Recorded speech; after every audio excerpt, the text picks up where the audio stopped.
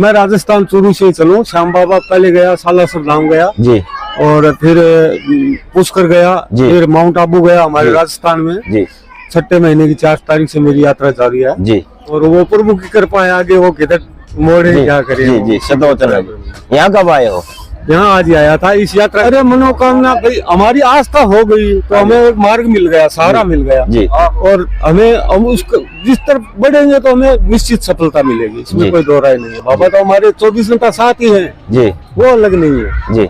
परमात्मा हमसे अलग नहीं है जी, वो हमारे अंदर ही है और साथ है। हमें उसकी अरे सबसे बड़ी आस्था ही है प्रभु। आस्था से, आस्था के बगैर तो कुछ नहीं है जी।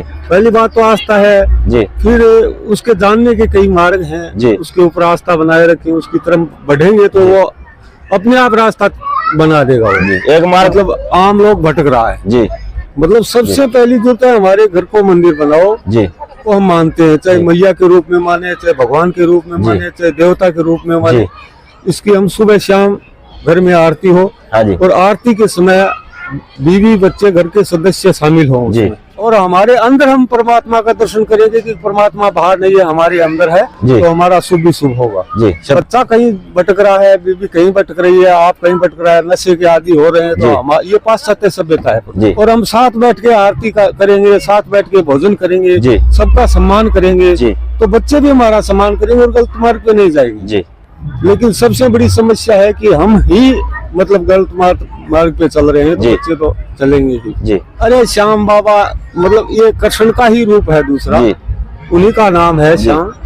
और जहाँ तक मेरी मान्यता है कि उसने शीश का दान दिया, तो शीश का दान गुरु और भगवान किसी के शीश का दान नहीं लेते। मतलब हमारा जो अहंकार है कि मैं हूँ, इसको हम गुरु और भगवान के चरणों में रख देंगे कि मैं नहीं हूँ आप ही हो जी, तो फिर वो ही वो है जी।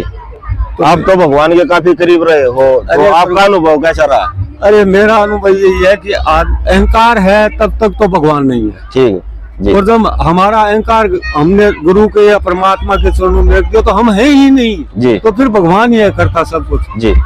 मांस मदिरा से अपने घर को दूर रखो जी और अपने सभी का सम्मान करो।